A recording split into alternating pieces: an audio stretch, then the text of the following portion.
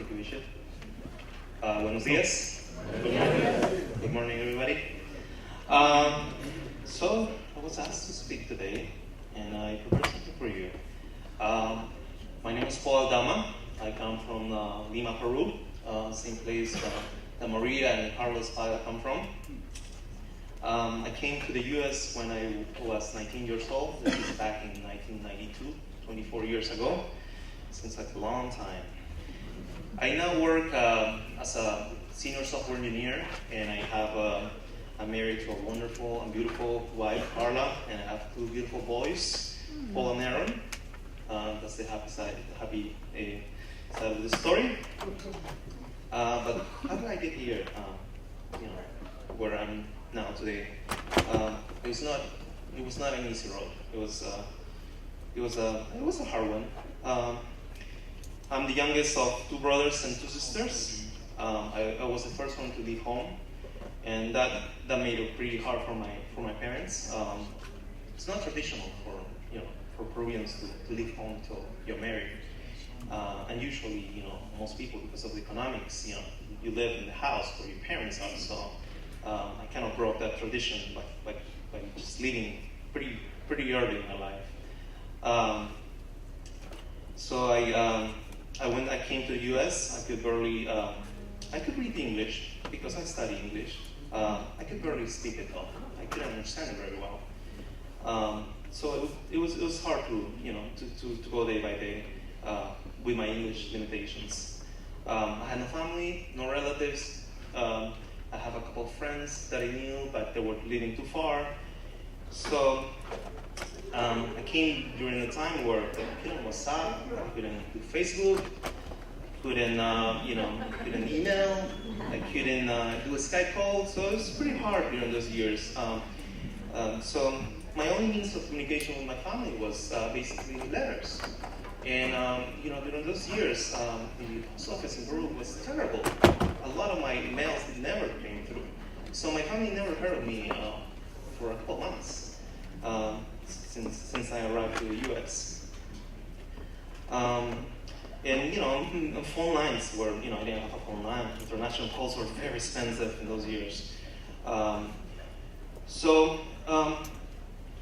when I came to the U.S., my father gave me a one-way ticket to Los Angeles, $150, and a very, very old red suitcase.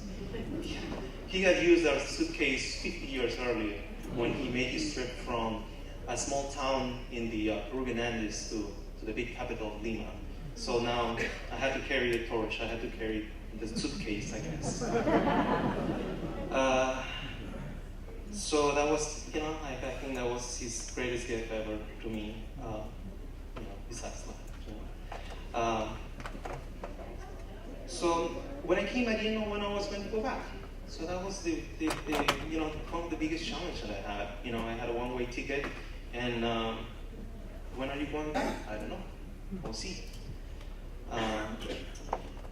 Holidays and birthdays would not be the same anymore. I remember my first Christmas Eve and my first New Year's. Somebody where I was studying, had a job at this motel as a receptionist, and so nobody wants to work, Christmas Eve and New Year's. But who was available? It was me. No family, no relatives, no invitations for Christmas Eve. So I worked that day. I worked till 2 in the morning, and I rode my backpack to my dorm, and no dinner, no greetings, no hugs. So that was my first Christmas in the United States.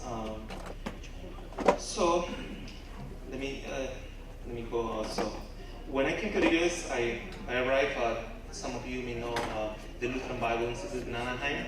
That's where I came to study, and that's when I started making my Lutheran family. During my first year, I jumped around a couple churches trying to see which church will become my home church. It was on my second year when I started going to Angelica.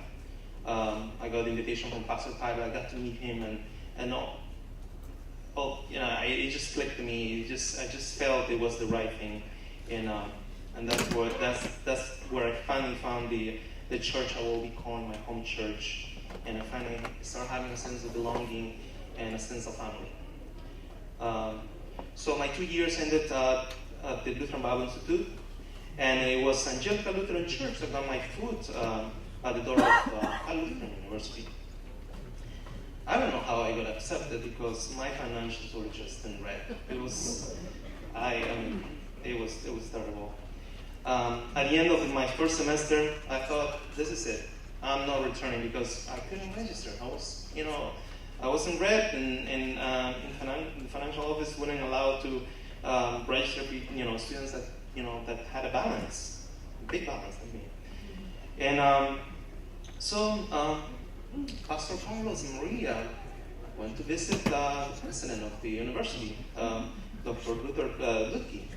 I remember them walking to the office, and after that, they were able to work out something. I was able to get an extension to the next semester.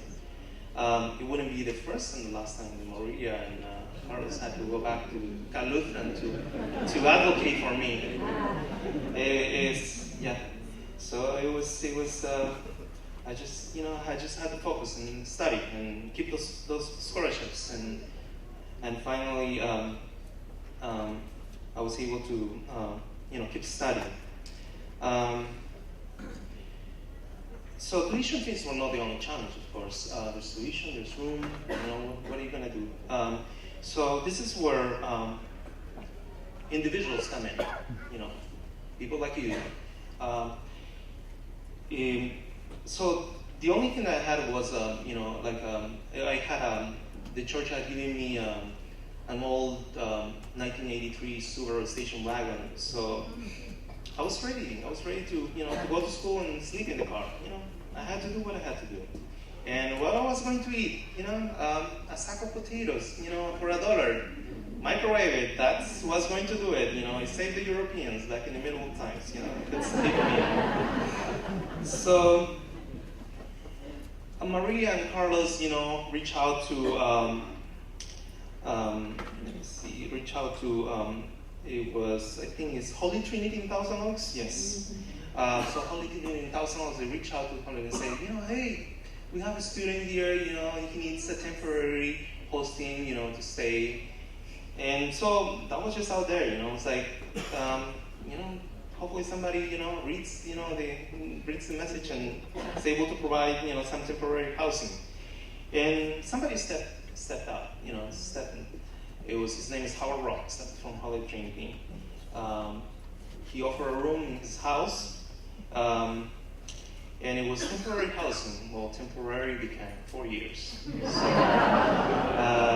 I stayed there for 4 years. He never asked me for a penny, and he even took me once to Minnesota to spend Christmas with his family back in Ada, Minnesota. It was one of the most memorable Christmases I ever had. Scandinavian style, it's like all the Scandinavian delicacies. I got to eat Budapest. So it was good. That's why it was wonderful.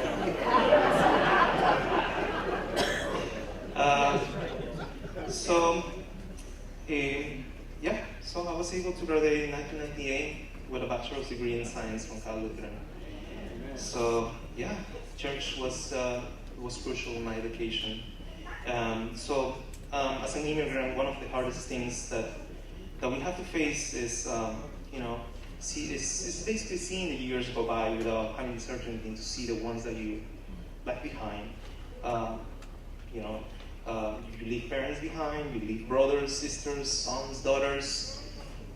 Technology kind of has alleviated that a little bit, but still, you have that feeling that you're always standing on the sidelines, when some of your relatives are playing, the game of their lives. Sometimes you have the luxury to go back, for funerals, but sometimes you don't because, you're not allowed to go back. So the church supported me through these years, having essential in my life. They were key in my education, but they also were an enormous spiritual and emotional support. Thank you.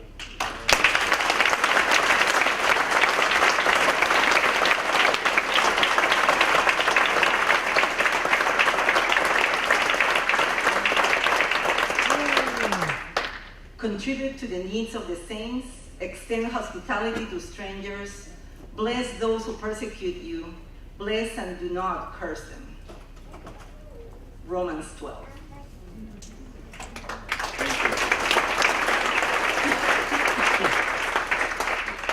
Paul's story is a good illustration of how blessed we are as a church to have the close integration between our church structure, our university, and now our seminary, and also LSS as a powerful social service agency. We really, as Lutherans, have it all in a way that no other Protestant denomination has around here. That this integration helps us to relate people to people's needs and to find them a niche. It's a wonderful blessing for us.